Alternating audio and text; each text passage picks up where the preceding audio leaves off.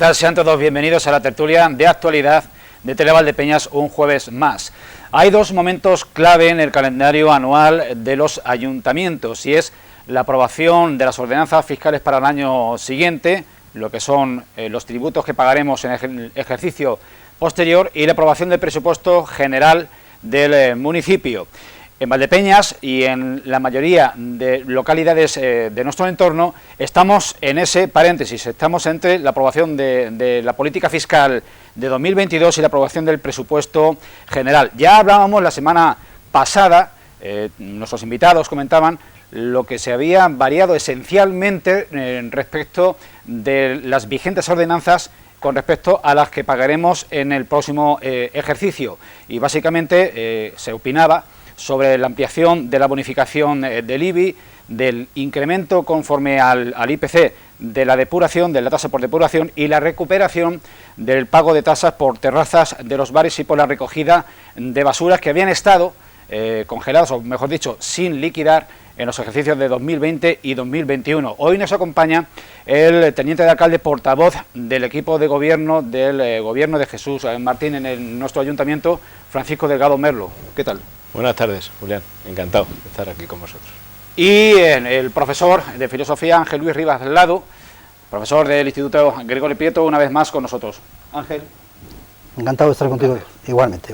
Antes de entrar en materia, vamos a servirles un nuevo extracto de ese debate que se producía el pasado día 2 de noviembre en ese pleno casi maratoniano, toda una mañana, debatiendo de política fiscal entre los 6 grupos de nuestro ayuntamiento. Vamos a verlo.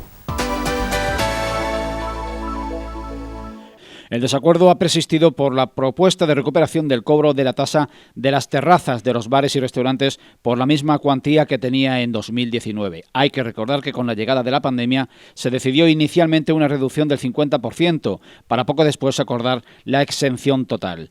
En Vox y el PP hubieran aceptado recuperarla solo en un 50%. Solo por curiosidad, ¿usted en qué país vive? En España. Ah, no, digo, no sabe lo de las ERTE, las ayudas a fondo perdido, que se ha recuperado este país antes de la prepandemia, que por ejemplo en Valdepeñas estamos en un 11% de paro, que hacía 10 años que no estábamos en esos niveles. Yo no sé dónde viven ustedes. Comentar que estas modificaciones, todas las que se están votando hasta ahora, entrarán en vigor en enero de 2022, que creo que no se ha hecho ningún tipo de comentario en este sentido. Y sí, señor Delgado, claro que estaban cerradas y claro que se podían acoger, a las medidas de empresas afectadas por el COVID-19, claro que sí. Pero para poder abrir posteriormente no había que cerrarlas definitivamente. Pero no es menos evidente que se gobierna para todos y no se gobierna exactamente para una minoría.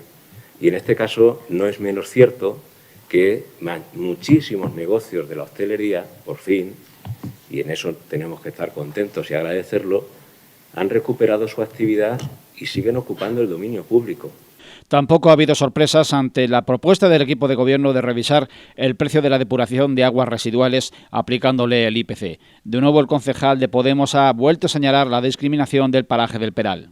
Que cuando se utiliza como segunda residencia puede tener una justificación, estamos de acuerdo, pero quizás se podría plantear una bonificación a las personas que están empadronadas allí y que viven allí todo el año, porque si no seguimos considerando, bueno, quizás llamarlo discriminación sea un poco exagerado, pero sí tienen ahí una minoración de sus derechos.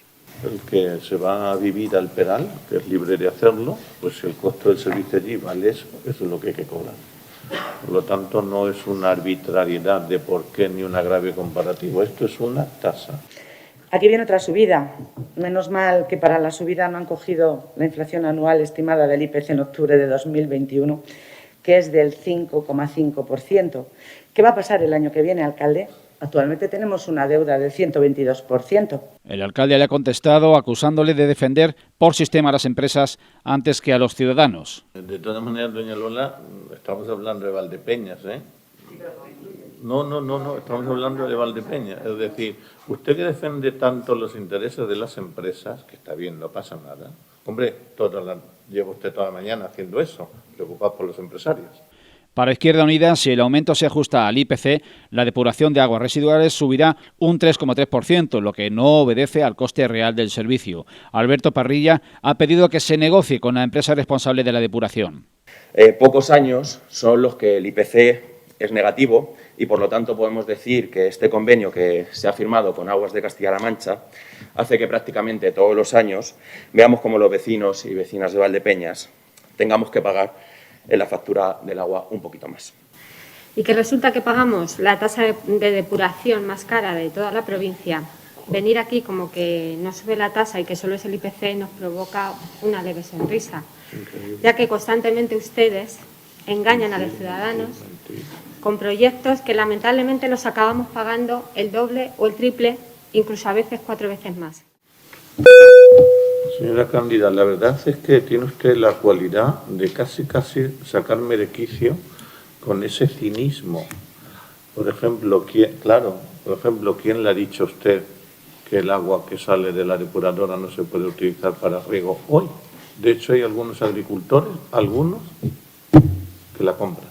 Pues no, el IPC al final se sube exactamente porque tenemos la responsabilidad de cumplir con el principio de legalidad y con el principio de pacta sunt servanda, es decir, de cumplir los contratos en los términos que están establecidos. Finalmente se ha modificado la tasa por servicios administrativos relacionados con el suministro de agua y la tasa por tenencia de animales dentro del casco urbano, elevándolas según el aumento del índice de precios al consumo. Francisco Delgado, ¿realmente se ha percibido algún tipo de reacción adversa o favorable a esa recuperación de las tasas que gravan tanto el comercio como la hostelería, como los pequeños establecimientos, tanto la basura como las terrazas?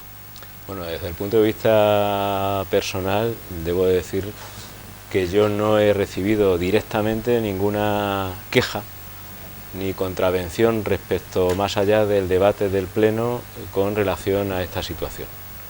Y yo, obviamente, a nivel personal, insisto, no dejo de ser sujeto pasivo de tasas y tributos en esta localidad, porque vivo aquí, resido aquí y además tengo claro que a través de los tributos se financian los servicios públicos. Por tanto, yo repito que nadie se me ha acercado o se me ha dirigido en ningún sentido contrario, aunque comparto, y esto también lo digo porque es de sentido común, comparto que a ningún ciudadano, a ningún sujeto pasivo en términos tributarios, nos gusta que se suban o que se establezcan recaudación de tributos, de tasas o de otra clase de cargas económicas. O sea, eso es obvio.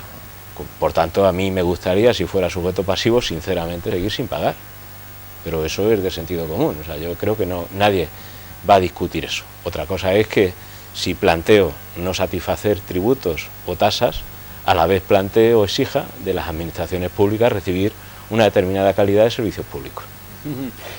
Hay una cuestión que cae de su peso. Estamos ya en casi mediados de noviembre, estamos hablando de comercio, estamos hablando de tasas también a la hostelería. Esas ayudas directas a la hostelería y esos bonos para las familias, para la compra en comercios, ¿qué tiempo tiene que pasar todavía para que estén activas?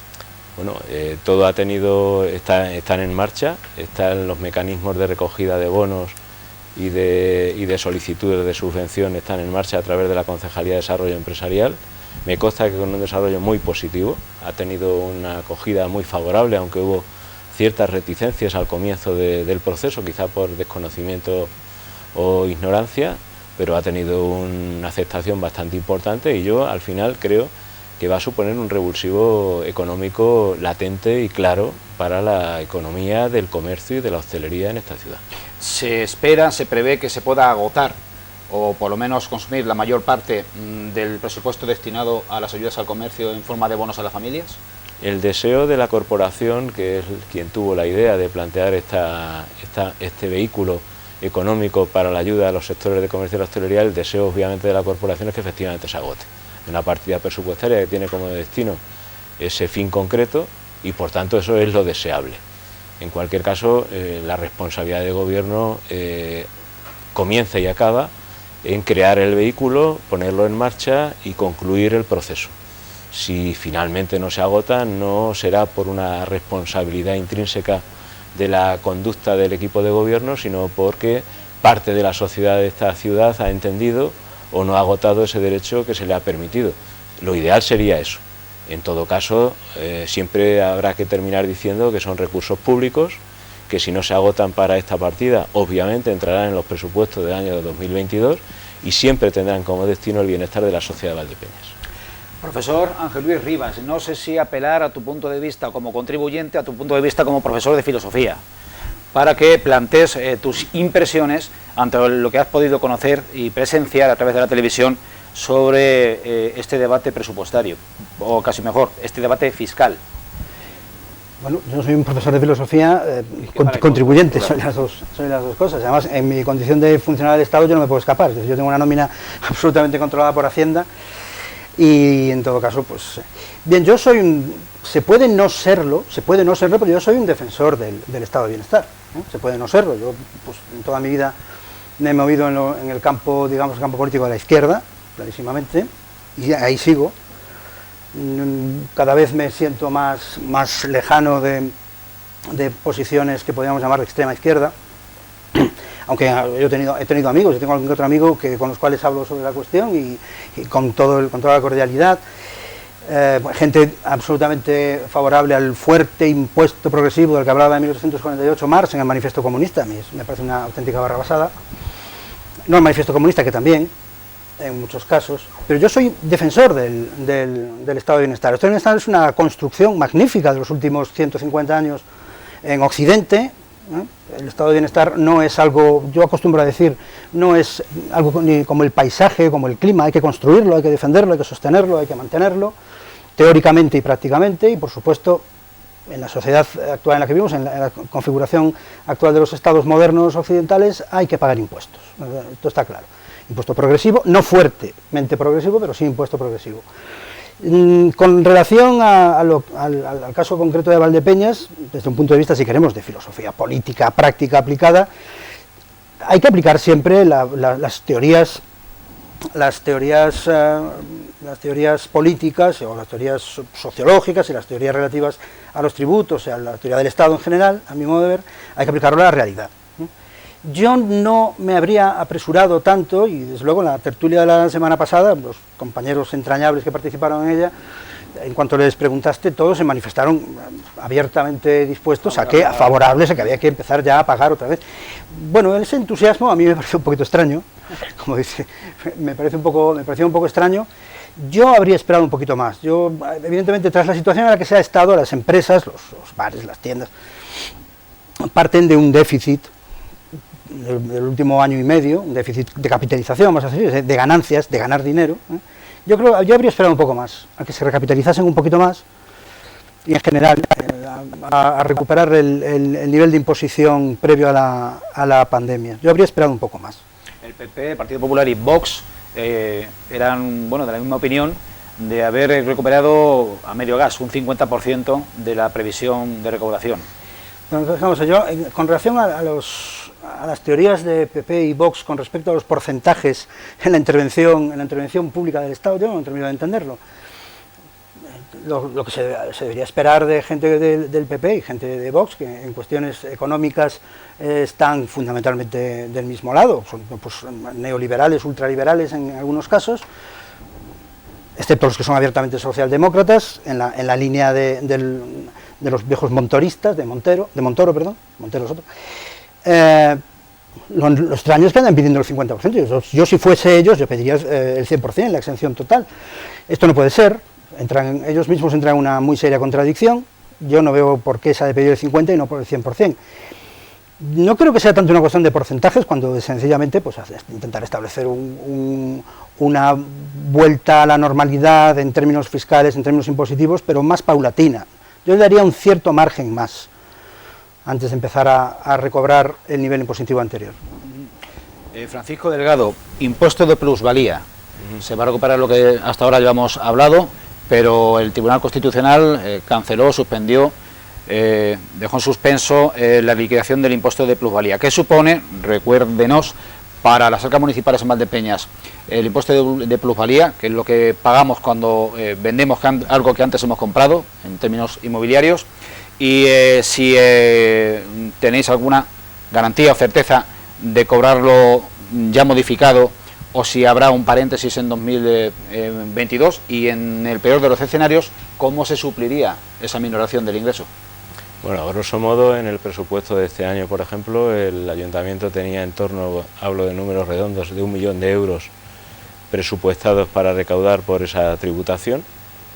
Recuerdo también que el impuesto de plusvalía municipal no solamente grava, que es el valor del incremento de los terrenos, no solamente grava las transmisiones por compraventa, sino grava también las transmisiones mortis causa, incluso las donaciones. Es decir, hay varias formas de adquirir un determinado inmueble que estaría sujeto o sería un hecho imponible de ese impuesto. Teníamos, decía el ayuntamiento, previsto 1 millón de euros.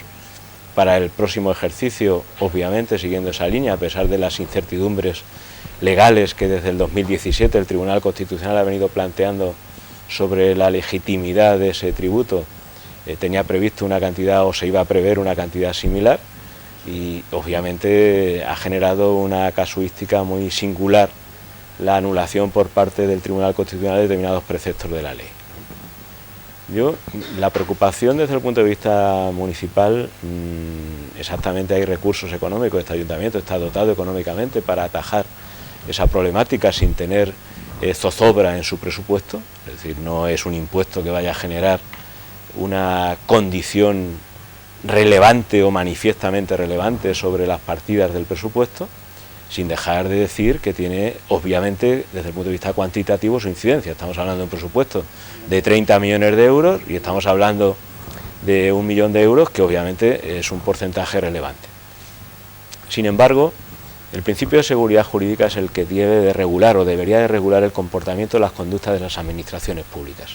Yo estoy en contra, por histórica de mi actividad profesional, en la prepotencia de la administración. La administración suele ser muy prepotente en sus conductas y suele arrastrar al sujeto pasivo, al administrado, a debatirse en aquellas contrariedades o contradicciones que tiene frente a la interpretación de la norma en los procedimientos judiciales. No todo el mundo tiene capacidad económica, ni siquiera otro tipo de capacidades para afrontar un litigio frente a la administración, entre otras cosas porque aun ganándolo, y sirva la maldición gitana como ejemplo, los pleitos aun ganándolos son maldición, ¿no? Es decir, puede salirte muy bien dejar de pagarle al ayuntamiento 717 euros, pero te aseguro que el pleito probablemente termine sin condena en costas, con lo cual las costas del procedimiento sean superiores a los 717 euros que dejaste de pagar. Ahí las administraciones públicas suelen ser muy civilinas, y hablo de todas las administraciones públicas, no de la local, ¿vale? Con lo cual, en pequeñas cuotas exigen que al final el sujeto pasivo termine pagando en lugar de irse a un contencioso administrativo. La situación jurídica generada a raíz de la sentencia del Tribunal Constitucional es de manifiesta incertidumbre legal. Incertidumbre legal que, a mi juicio, y este es un criterio muy personal, no solventa el Real Decreto aprobado por el Consejo de Ministros del lunes. Y digo no solventa de forma meridiana, por cuanto que los tributos deben estar regulados por ley y no por un Real Decreto Ley. Con lo cual, este condicionante con el que nace el nuevo impuesto de plusvalía municipal, a mí me parece que puede causar distorsiones en el funcionamiento de la administración tributaria municipal. Creo que se ha tratado de calmar a los ayuntamientos, que siempre son la parte débil del cordón umbilical de las administraciones públicas. Es decir, la única administración a la que se le hace caso, si se le hace, y en último lugar, es a los ayuntamientos, a pesar de que, curiosamente, es la más cercana al ciudadano. Es decir, pocos ciudadanos van a quejarse al presidente o a la presidenta del gobierno, pero previsibles son muchos los que se quejan a su alcalde o alcaldesa. Por tanto, es muy curioso que la administración más cercana al ciudadano es la más desatendida desde el punto de vista legislativo y desde el punto de vista de la toma de decisiones de los grandes poderes del Estado. Hablo del Ejecutivo y del Legislativo. En este caso, lamento personalmente la premura con la que se ha tratado de corregir esto. Creo que no es el método idóneo, aunque transitoriamente sirva para paliar esta situación. En esa tesitura, teniendo las administraciones locales 6 meses para adaptar su ordenanza a la normativa estatal, este ayuntamiento tiene en manos de sus servicios técnicos especializados, en este caso en el negociado de tributos, el estudio y el análisis, por un lado, de la propia sentencia del Tribunal Constitucional, porque hay hechos imponibles, que se ha mal vendido y se ha mal dicho, que todo no vale, que ya no vale, que el impuesto no se aplica, y eso es inexacto, y digo inexacto porque hay hechos imponibles que siguen estando regulados por la legislación no anulada por el Tribunal Constitucional y por tanto son sujetos a liquidación. Eso se ha dicho mal, se ha contado mal y creo que se ha entendido también mal, y por tanto la Administración en ese aspecto puede seguir liquidando, diciendo que tiene 4 años para liquidar desde que se produce el hecho imponible. Por tanto, hay gente que puede caer en la confianza de que no se me ha liquidado una escritura de hace 2 años y medio por no sé qué cosa, pero eso no quita que esa liquidación no pueda llegar después. Ahora, en el contexto actual, los hechos imponibles, quiero recordar que se produzcan a partir del 26 de octubre, bueno, pues vamos a pararnos. Hay una, podríamos decir, vacatio legis desde el 26 de octubre hasta el Consejo de Ministros del pasado lunes. Obviamente hay transmisiones que se habrán producido en esas fechas que parece que pueden quedar no sujetas en ningún caso a esa liquidación, pero decía que el principio de seguridad jurídica es básico y la prudencia forma parte, a mi juicio, del principio de seguridad jurídica. Y por tanto la Administración local lo que vamos a hacer es, primero, estudiar cómo confeccionamos la nueva ordenanza y previsible mantener durante estos meses la no liquidación de forma generalizada de los hechos imponibles según la legislación anterior que se vayan produciendo. Primero, porque no perjudicamos al interés general, es decir, no prescribe la posibilidad de liquidación, pero garantizamos 2 cosas. Una, el interés general, que obviamente es la obligación de la Administración de liquidar, porque si no estaríamos cometiendo un ilícito, y otra, obviamente, que el sujeto pasivo también tiene que tener la certeza de que es susceptible de ser liquidado. En este sentido, es la conducta que prudentemente vamos a adoptar. Francisco, brevemente, quienes nos enfadamos porque pensamos que pagar el impuesto de plusvalía es pagar 2 veces el erario público por el mismo concepto, ¿qué se nos puede reprochar? ¿En qué erramos o llevamos razón? Bueno, yo en esto tengo que ser sincero. Decía en la primera intervención que yo soy sujeto pasivo y además responsable público. Yo también he pagado el impuesto de plusvalía y también he pagado el incremento patrimonial en renta a consecuencia de una transmisión. Bajo mi punto de vista, y probablemente esté lejos de la especialidad y de la capacidad de los legisladores tributarios del Estado, a mí me parece que hay una doble tributación, personalmente. Yo no entiendo que si se está grabando un beneficio, para hablar en un lenguaje muy coloquial, hay un incremento en la percepción de la transmisión, hay un incremento cuantitativo y hay que tributar el impuesto sobre la renta de las personas físicas, podríamos hablar de las personas jurídicas, porque cuidado que el impuesto de plusvalía también afecta a transmisiones entre personas jurídicas. Y eso es otro tema que quedaría aparte y que debería estar sujeto a tributación. Entre empresas e instituciones. Entre empresas, entre personas jurídicas u organismos. Pero cuando hablo de personas físicas, si yo tributo en renta con motivo del incremento patrimonial, también es verdad que tengo derecho a la disminución, si he vendido por menos, en renta, por la transmisión de un inmueble o la adquisición de un inmueble, depende de la posición que me ocupe en el negocio jurídico, yo no termino de comprender que desde el punto de vista municipal esa operación o ese negocio jurídico también se ha agravado. No lo termino de entender. Otra cosa es que como responsable público defienda que el cumplimiento de la ley es una condición sine qua non. Profesor, una pregunta técnica a un profesor de filosofía. En términos de ética y de moral, ¿es justo un impuesto de liquidar o cobrar o pagar un impuesto de plusvalía por un bien que se vende por un valor inferior al que se adquirió? Obviamente no, aunque solo sea por contradicción a los términos. Si has vendido por menos de lo que te costó en su momento, no es una plusvalía, es una minusvalía, ¿no? Entendamos, ¿no? Por contraposición a la palabra plus, minus, ¿no? Me parece bastante claro que no. En todo caso, no sé si entraría ahí la ética o pero con dejarlo en la lógica debe ser suficiente.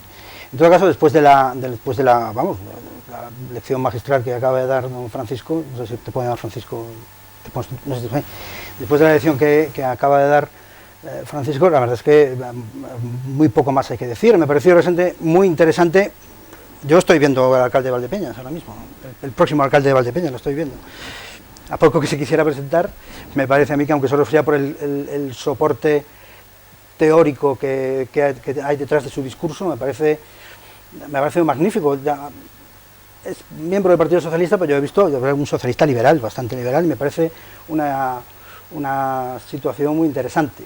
La cuestión de la prepotencia, yo he ido apuntando unas cuantas cosas, la prepotencia de la administración como algo a denunciar sistemáticamente, me parece magnífico. La cuestión de que, y esto sí que ya se lo preguntaría a él directamente, como miembro del Partido Socialista, y por lo tanto de alguna manera vinculado, aunque sea indirectísimamente, al Ejecutivo Nacional o Estatal, la cuestión de la vacatio legis, si se me permite hacer preguntas. La cuestión de la en su mesa y en su casa. La cuestión de la vacatio legis vinculada con ese principio de seguridad jurídica que entran ahí durante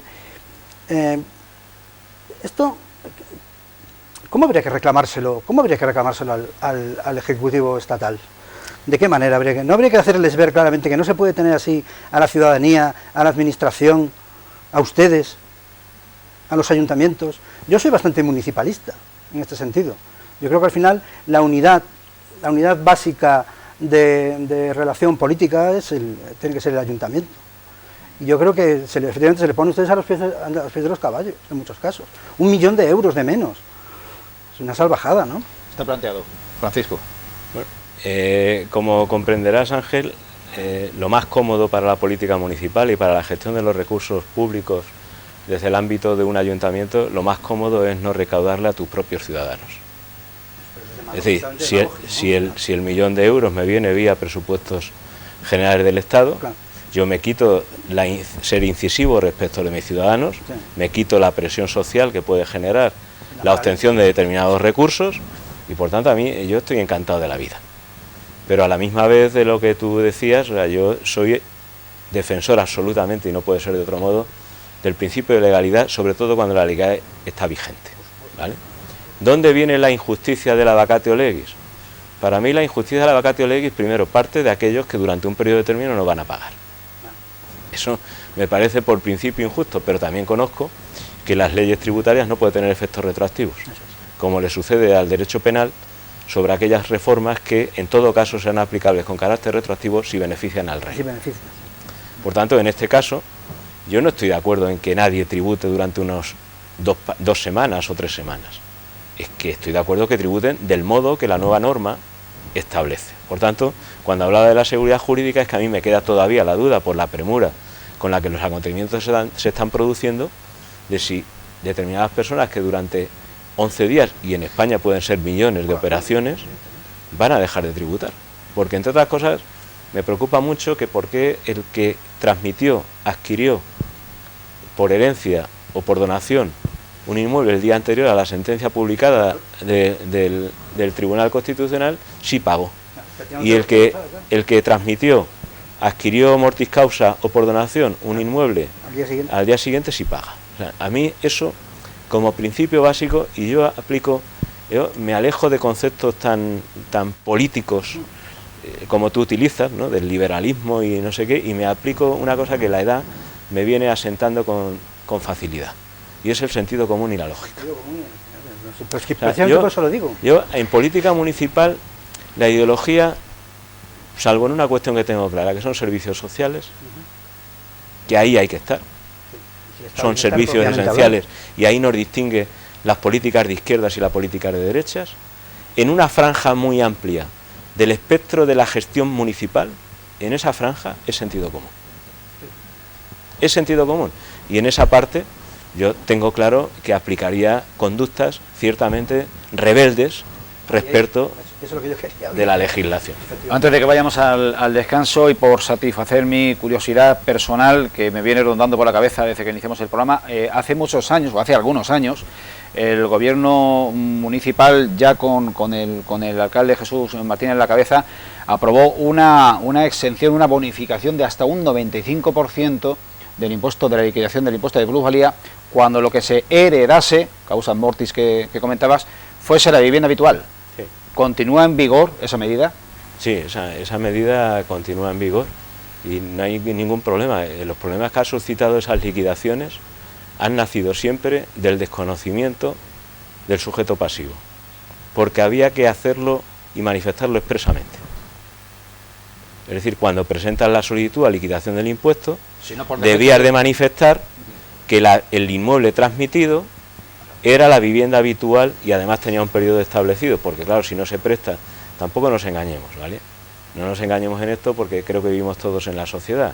El sujeto pasivo es el sujeto aquel que soporta la tributación del Estado, digo Estado como ente, pero no nos engañemos que el sujeto pasivo busca determinadas habilidades o mecanismos para eludir y obtener un beneficio, ¿vale? Entonces había unas limitaciones temporales, la vivienda habitual tenía que haber sido la vivienda habitual de un plazo determinado, para eso había que estar empadronado en esa vivienda y se obtenía esa bonificación, que esa bonificación se va a mantener sin ninguna duda, porque me parece grosero, sinceramente, que quien además, yo lo digo coloquialmente, permitirme, en la barra de un bar, cuando se transmite mortis causa no se transmite voluntariamente.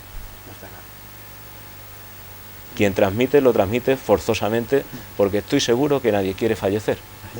Y si fallece, y obviamente se generan unas transmisiones, pues obviamente si además es su casa habitual, yo creo que ahí la administración tiene que ser absolutamente sensible. El problema es que la legislación tributaria, como la legislación penal, la moral y la lógica a veces se aleja de la realidad.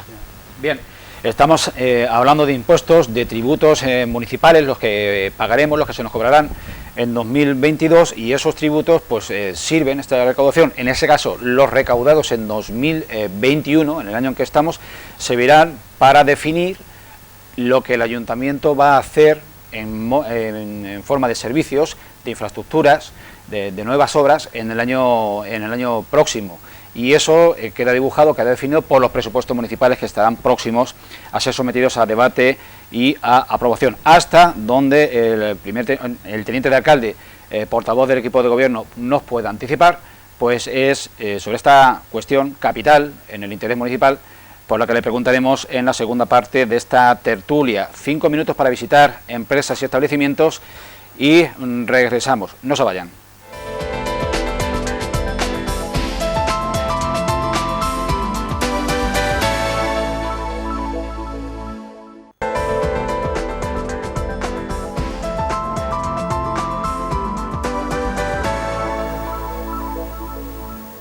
Hablábamos en la primera parte de esta tertulia de política tributaria y les avanzaba antes del descanso que abordaríamos en la medida en que seamos capaces de que nos informe el portavoz del equipo de gobierno del Ayuntamiento de Valdepeñas, Francisco Delgado Merlo, aquí hoy con nosotros, a hablar de presupuestos municipales de 2022 que se aprobarán en una sesión extraordinaria a lo largo del mes de diciembre. A día de hoy, portavoz, ¿qué se puede adelantar que esté sobre la mesa y que sean asuntos capitales en materia de inversión y de transformación de servicios a lo largo del ejercicio de 2022 y que se vayan a debatir, como digo, en las próximas semanas? Bien, bueno, en cuanto a los presupuestos del ejercicio de 2022 del equipo de gobierno, obviamente recordemos ahora, por si se ha olvidado, aunque sé que hay gente que lo tiene muy presente, que es año preelectoral, es decir, el 2022 es previo al 2023, en el 2023 habrá unas elecciones municipales que pueden o no, o en todo caso elegirán a un nuevo equipo de gobierno, encabezado por los candidatos o las candidatas que concurran a ese proceso electoral, pero en este caso ya para el 2022 el equipo de gobierno actual tiene como criterio la prudencia. La prudencia yo la traslado a la ejecución básicamente de los proyectos esenciales para transformar la configuración de la ciudad actual, que es fundamentalmente la ejecución de todos los proyectos EDUSI. Es decir, cuando hablamos de proyectos EDUSI hablamos especialmente también de la conexión con el barrio de San Pedro a través de la calle Alegría. Ese es un proyecto que creo que va a cambiar sociológicamente una zona que precisa ya de ese cambio necesario para transformar lo que siempre se ha convertido en un barrio al otro lado de la vía, que no se corrige con una pasarela peatonal. Eso es algo que tiene que hacer sentir tanto a los ciudadanos que viven en ese barrio como a los que vivimos al otro lado de esa vía férrea, que somos partícipes y copartícipes de la ciudad y que la ciudad forma un todo y no una parte, y en ese sentido ese es un proyecto que se culminará. Terminaremos obras en marcha como son el velódromo, que se concluirá a lo largo del próximo año. Remodelaremos, que ya está proyectada, la pista de atletismo, y por fin la haremos una pista que pueda cumplir con los requisitos para poder practicar pruebas de carácter federado, que es el requisito que se exigía y que lamentablemente no era tanto el estado de la pista, sino las dimensiones de la misma, la que ha impedido a lo largo de décadas que pudiera tener un aprovechamiento mucho más óptimo del que ha tenido.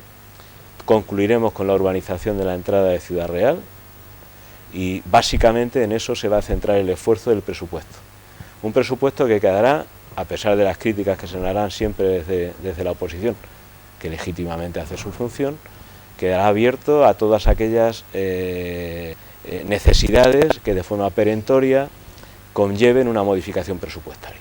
Es decir, tiraremos de los remanentes de tesorería que el ejercicio de 2021 va a dejar en la tesorería municipal sin ninguna duda, y ya anticipo que lo más lógico y lo más normal, quizá lo anormal para la oposición, va a ser que a lo largo del ejercicio, aunque tratemos de reducirlo a unos plenos concretos, haya modificaciones presupuestarias que atajen necesidades que se producen de forma más recurrente, pero que son ciertamente imprevisibles. He asistido a plenos donde se nos ha acusado de imprevisión porque ha habido una modificación presupuestaria para arreglar un aparato de aire acondicionado. Mire usted, o sea, el presupuesto tiene un concepto genérico y el presupuesto no entra en el detalle. No se aleja tanto un presupuesto municipal, sinceramente. Lo que pasa es que otra cosa es que queramos tener otro discurso de la economía doméstica. Cuando partimos de la base en casa de qué vamos a hacer con los ingresos que la unidad familiar tiene para el año, partimos de bases esenciales y conceptos básicos: la alimentación, el vestido, el seguro, la hipoteca, la factura o el renting del coche o algún préstamo que tengamos aparte, los consumos por suministros, pero a partir de ahí lo que no prevemos en ninguna unidad familiar es la avería del frigorífico, la avería del coche, una derrama que nos hace la comunidad de propietarios con motivo de una ocurrencia que ha habido en el edificio, y en esa parte son muy similares, sinceramente se lo digo. Donde en ningún caso va a haber y se va a alterar nada es en todas aquellas partidas que atienden necesidades sociales de forma clara y manifiesta. Ayuda a domicilio, la atención domiciliaria, los centros sociales, la comida que se presta. Ahí el presupuesto replicará claramente los presupuestos anteriores, que creo que son unos presupuestos sociales de un carácter muy incisivo y claramente reconocido por la sociedad. Profesor Rivas, compostelano, el gallego de Santiago de Compostela de origen, valdepeñero de adopción, con muchos años ya de convivencia en nuestra ciudad. ¿Cuáles de las últimas realizaciones que has podido observar te merecen mayores parabienes, y de qué adolece, desde tu punto de vista, tu ciudad en la que vives 10 meses al año y trabajas? Muy complicado esto. A mí de los últimos 17 años, lo que más, las intervenciones que más me gustaron desde un punto de vista, digamos, estético y habitacional, y hasta si queremos existencial, es decir, y cívica, desde luego, la cobertura del canal. Obviamente que a mi modo de ver hay una asimetría en los resultados muy claros entre el primer tramo y el segundo. El primer tramo yo creo que no, a mi juicio no quedó bien, sobre todo por los laterales me refiero, esos bollos que hay, esos hundimientos allí. El segundo tramo desde los toneles para abajo ha quedado extraordinariamente bien. ¿Refieres a la última obra ejecutada este último año, eso es, desde la Puerta del Vino en dirección al oeste? Al oeste. La parte del este quedó, digamos, pues supongo que eso se estudió en su día y no se pudo hacer mejor. El segundo tramo ha quedado extraordinariamente bien, me parece magnífico como ha quedado. Y pues tachas que yo pudiera poner, pues la verdad no creo que se hayan hecho las cosas especialmente mal en este tipo de asuntos. Yo siempre digo que siempre y cuando el dinero que se recauda efectivamente por tributación, por impuestos, que dicho sea de paso, la propia palabra lo dice, son impuestos, no voluntarios, si son impuestos, son impuestos.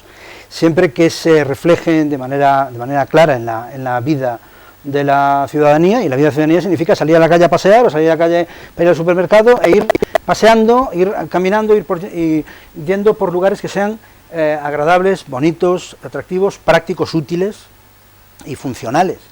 Yo creo que en este sentido, en los últimos 17 años, yo cuando llegué aquí a Valdepeñas me encontré con un pueblo del que, por supuesto, había oído hablar mucho, sobre todo por la cuestión del vino, obviamente. Pero yo, de entrada, pues me pareció que era un pueblo, una villa, una ciudad, como se quiera decir, quizá un poquito estancada. En la actualidad está bastante más bonita de vivir, bastante más bonita de vivir. Yo pediría, eso sí que pediría una cosa, si puede ser, es que pongan papeleras en la avenida de los Estudiantes. Es una tontería, una trivialidad, pero que pongan papeleras en la avenida de los Estudiantes, porque creo que no hay ni una sola. En la zona de los institutos, y lo digo porque están los huecos de los parterrillos de los árboles, y allí sí que están todos los... No estaría mal unas cuantas papeleras, aunque solo sea, vamos, eso puede parecer una anécdota, pero no es. Vas paseando por las aceras, tanto por una como por la otra, la acera del Nieva y el Balbuena, como la que después da al Prieto, y te encuentras un montón de pues los típicos tetrarix de los zumos y tal, en los árboles, ¿no? Porque no hay papeleras, es que no hay papeleras. Me ha gustado mucho, por ejemplo, en los últimos años, en los últimos 2-3 años, la rebaja de algunas aceras, porque era muy curioso que llegabas justo donde estaba el paso de peatones y estaba la acera alta, ¿no? Y sin embargo últimamente pues se han rebajado aceras. Se me está haciendo demasiado larga la obra de Torrecillas, lleva ya un montón de tiempo la obra de Torrecillas, pero por lo demás yo creo que no. Otro tipo de cuestiones a lo mejor se podrían discutir más, pero yo creo que desde el punto de vista del trabajo diario se está haciendo relativamente bien las cosas. No estaba en absoluto la pregunta o la respuesta pactada de antemano. Damos nuestra palabra. Francisco, la obra del canal, ¿esperaban un resultado tan afortunado? Bueno, yo en principio, y antes de responder a tu pregunta, me ha preocupado un poco la primera introducción de Ángel en su respuesta, ¿no? Dice, bueno, yo creo que las cosas nos han hecho manifiestamente mal. Bueno, yo soy de los que digo que toda obra humana es mejorable. Claro, por supuesto, claro. Y por tanto puede venir siempre alguien que lo haga mejor. La sensación que yo tengo, y la percibo por los comentarios que me hacen las personas que visitan, no los residentes, ¿no? Porque hay una máxima que dice que el pueblo tiene la memoria corta. Sí. Es decir, tú ejecutas una obra determinada y a la vuelta de 6 meses parece que eso siempre estuvo ahí. Sí, además hay una especie como de asimetría. Mientras está produciendo la obra, menudo rollo, menudo jaleo, cuando va a acabar esto, cuando está terminada, qué bonito ha quedado, y después se olvida. Y evidentemente no es así. El pueblo ha cambiado, la ciudad ha cambiado muchísimo, la ciudad es una ciudad muy acogedora y muy agradable. Sí, no he dicho lo contrario. No estoy hablando exactamente contra tu manifestación, ¿no?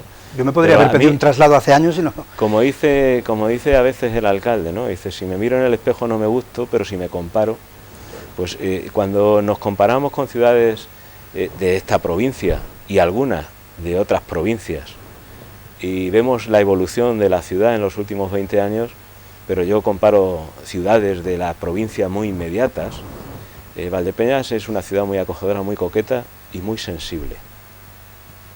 Y la sensibilidad se percibe en determinadas calles principales o zonas principales de la ciudad, donde se transmite una cierta calidad medioambiental y calidad o preocupación por la cultura.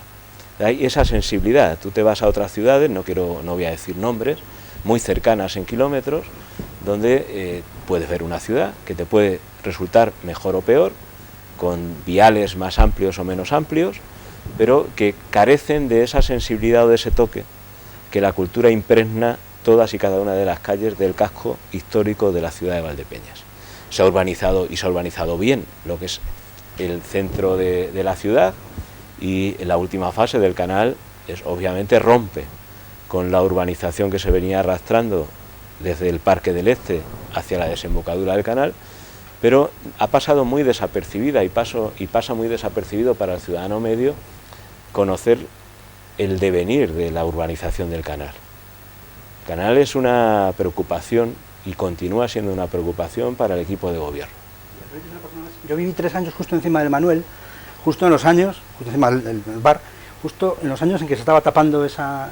Y claro, la obra era pues, muy molesta y los resultados, pues a lo mejor, desde luego, comparación con el otro tramo, son bastante peores, claro. Sí, pero igual es lo que había, ¿no? Sin embargo, estás hablando de la parte donde entra el canal de la Veguilla.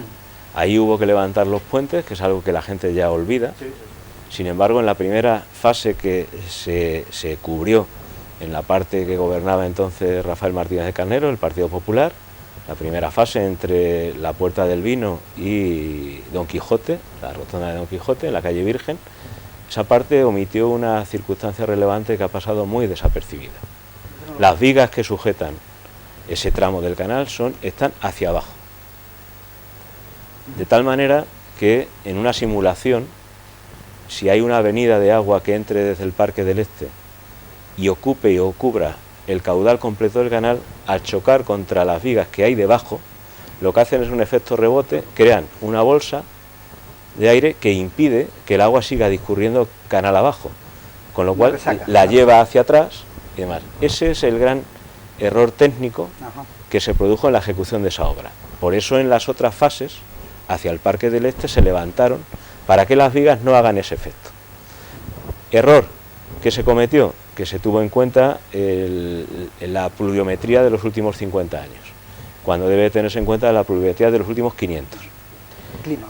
Eso permite ahora afrontar en las fases posteriores la ejecución de una planimetría diferente que siempre mantenga la capacidad de evacuación. Eso es muy importante. De hecho, a la parte que acabo de mencionar se le abrieron unas ranuras posteriormente con el equipo socialista en el gobierno en los laterales para que en el caso de que se produjera esa retroacción del agua pudiera evacuar en los laterales y saliera y discurriera por las calles, ¿no? La correntía de agua. Ahora se cambió el modelo, fue una iniciativa además en una reunión que se mantuvo en su momento, que la idea partió del arquitecto municipal en ese plano, y es verdad que parecía ciertamente poco realizable desde el punto de vista físico. Después, cuando se ha materializado, ha quedado muy coqueta, además, sobre todo porque cambia una singularidad, y es que en las partes anteriores, casi todas las partes anteriores tienen soportales, pero esa parte, hacia el Puente del Hierro, los edificios están alineados en fachada y no hay soportales, con lo cual la importancia es ganar acerado. Eso se ha revalorizado y eso un montón, se ha ganado acerado, y ahora ya el último tramo es el más importante de todos los que se van a afrontar. Claro, el más importante. Ya se vio hace 15 días con una caída de agua importante en muy poco tiempo, donde la evacuación, si no puede salir el agua, tú puedes urbanizar todo lo bonito que quieras, pero si no garantizas la evacuación, el problema que tienes es que puedes acrecentar el riesgo. Nos quedamos casi sin tiempo y hay 2 o 3 asuntos que tocar que no me quiero dejar en el tintero.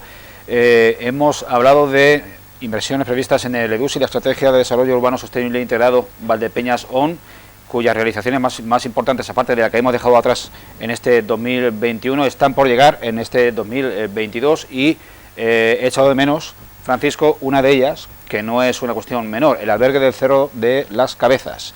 No sé cuántas anuncios llevamos ya del gobierno regional proclamando que de manera inminente se lleva a cabo la declaración del 7º parque arqueológico de la región en el Cerro de las Cabezas de Valdepeñas. Va a tener lugar la construcción, que creo que está presupuestado en unos 300.000 euros, sufragados o financiados en un 80% por los fondos FEDER de la Unión Europea. Va a tener lugar, insisto, esa realización en el año entrante. Sí. Eso forma parte de... la partida está presupuestada con anterioridad, no tiene nada que ver con los presupuestos del ejercicio 2022.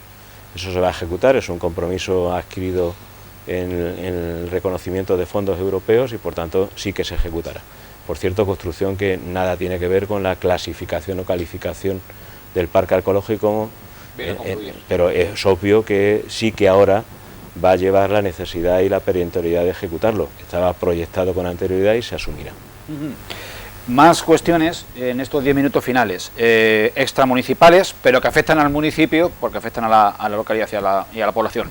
En esta semana hemos conocido, de manera previsible, pero siempre sorprendente, la renuncia por parte del presidente en funciones de la denominación de origen Valdepeñas, Carlos Nieto, a su cargo, después de muchos meses seguidos de inacción debido a la renuncia en pleno de una de las partes importantes, de una de las partes que componen el sector, que es la parte productora, la parte agrícola. No atañe directamente a las competencias municipales, pero atañe directamente a los intereses socioeconómicos de nuestra población, porque son multitud, son miles las familias que están implicadas en la elaboración y en la comercialización del vino, y a nivel de imagen exterior pues el impacto es brutal y es determinante.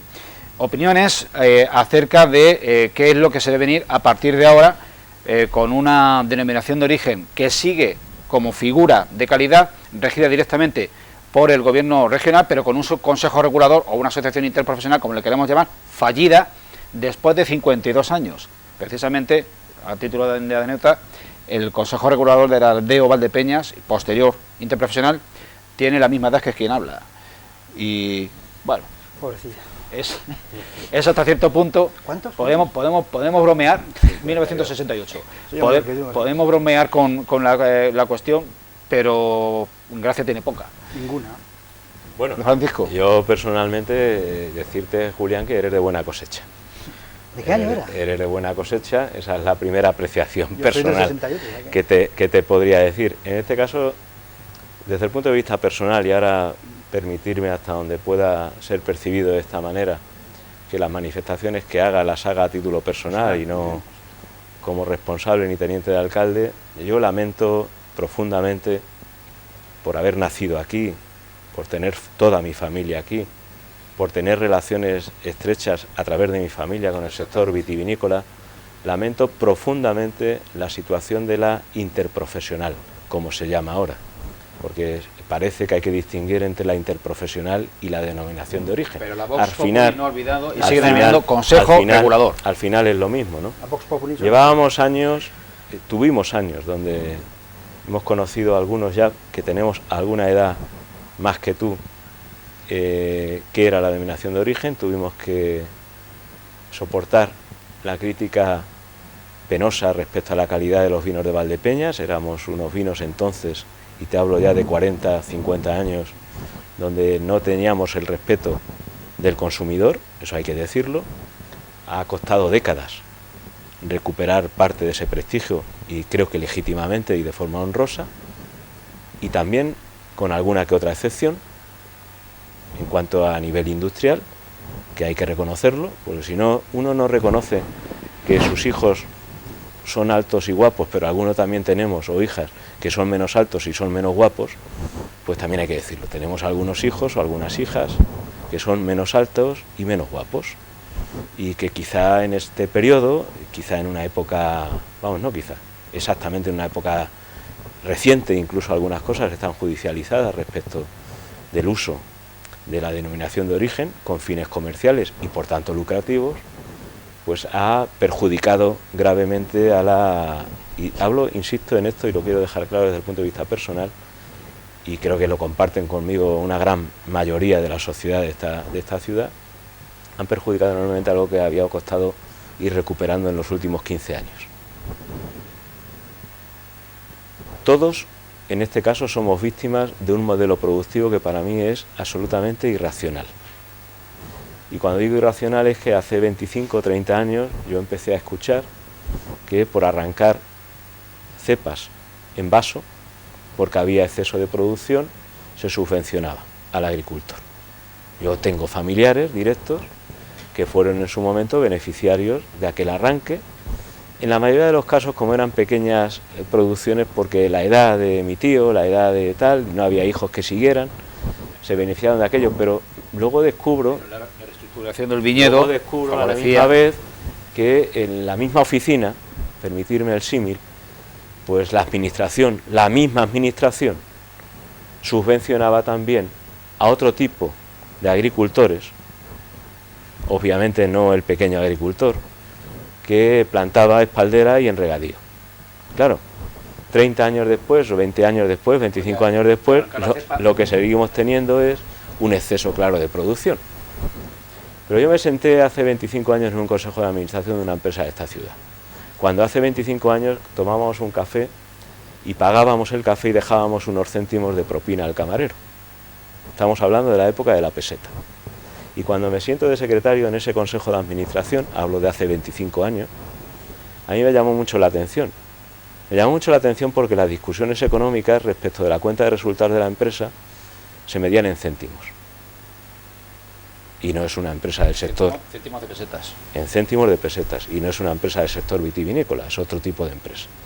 Se medía en céntimos. Y yo, que venía de esos cafés donde dejabas esos 5 céntimos, 10 céntimos o 20 céntimos, no entendía cómo se podía hablar en una empresa así de céntimos. Y claro, es que equivocarte en un céntimo cuando hablas de volumen significa que la cuenta de resultados del ejercicio pueda irse al traste o no irse. Terminé trasladando eso al sector vitivinícola y entiendo por qué el agricultor o el industrial se pelean por un céntimo en el kilo de uva. Tanto el que quiere venderla a un céntimo más caro como el que quiere comprarla a un céntimo más barato. Pero si nos damos cuenta, todo consiste en volúmenes. Se ha diseñado mal. Hemos ido a hacer fábricas de vino y no bodegas. Eso es una distinción. Y ese precio lo vamos a terminar pagando. A partir de ahí somos una denominación de origen muy pequeña, con factores económicos empresariales muy claros y muy obvios que dominan el mercado. Por cierto, por eso sobrevivimos,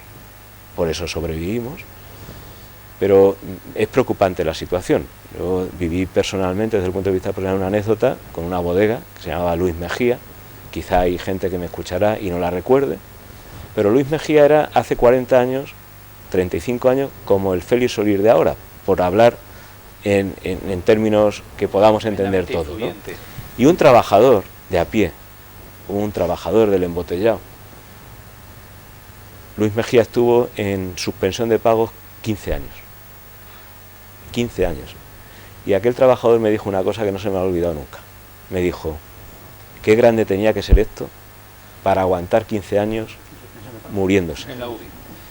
Y esa parte es la que me preocupa. Me preocupa porque hay una distorsión clara entre la grandiosidad de determinadas empresas que son importantes socioeconómicamente para la ciudad y que ojalá en vez de haber una, hubiera 21, y la pequeña bodega que quiere trabajar con un vino determinado y en un rango determinado, siempre en ambos supuestos presumiendo y exigiendo que se cumplan los parámetros de calidad del consumidor.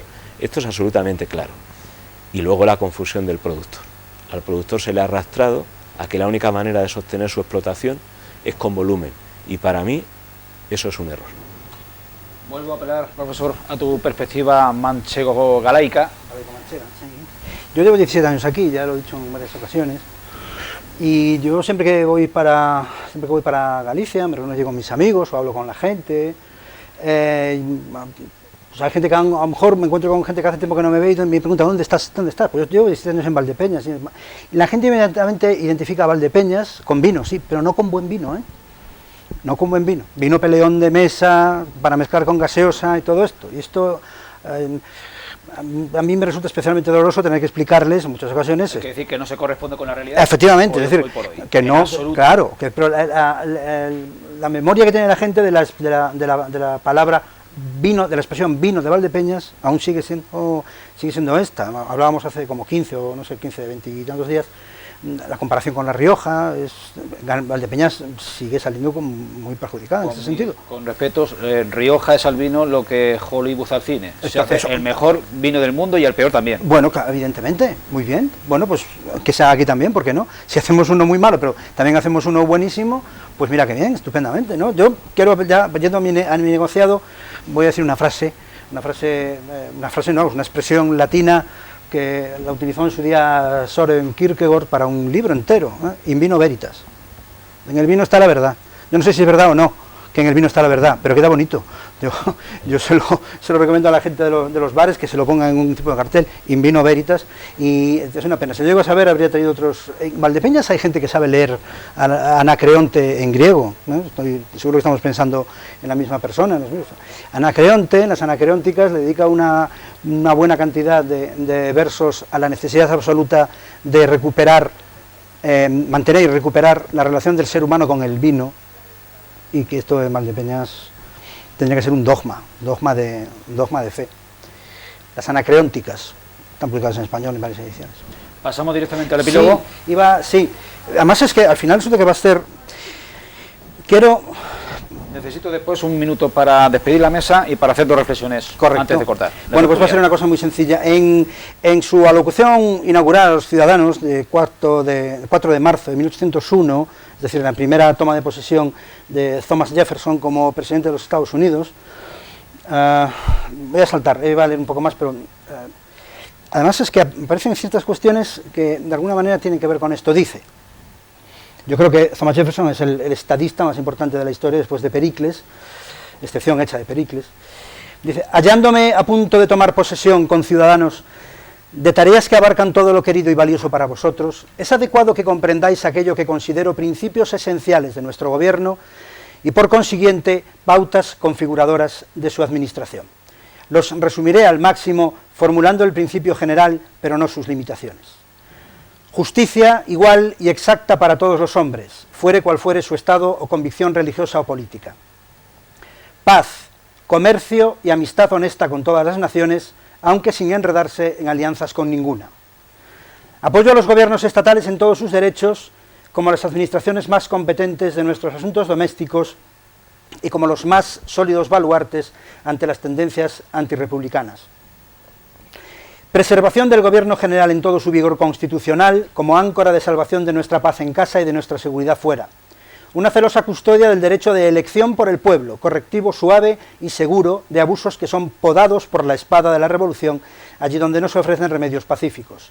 Absoluta aquiescencia ante las decisiones de la mayoría, principio vital de la República ante el que solo se opone el recurso a la fuerza, principio vital y pariente inmediato del despotismo. Una milicia bien disciplinada, que es nuestra mejor garantía de paz y para los primeros momentos de una guerra, hasta que soldados regulares la suplan. Supremacía de la autoridad civil sobre la militar. Economía en el gasto público para que el trabajo pueda ser gravado levemente.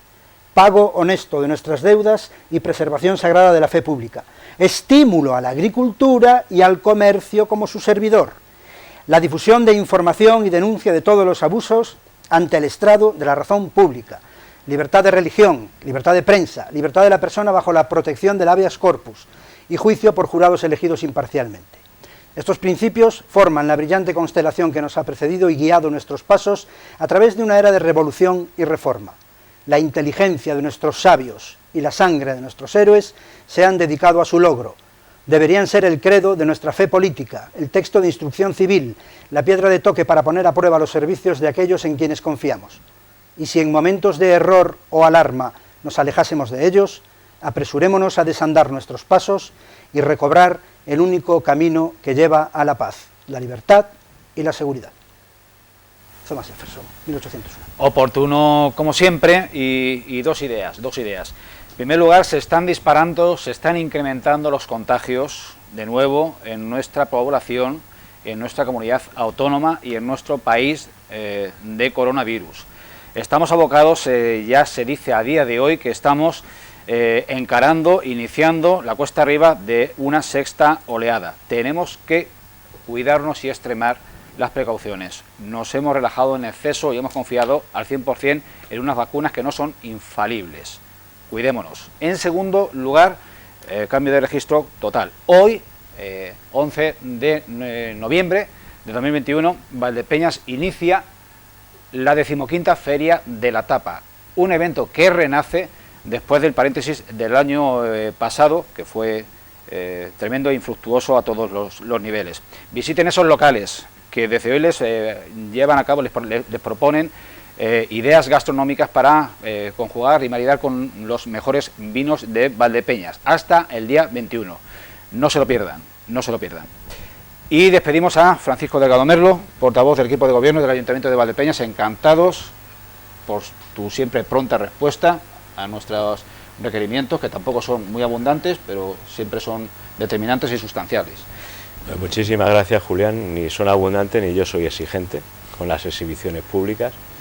Obviamente en esta mesa lo que me llevo hoy no tiene precio.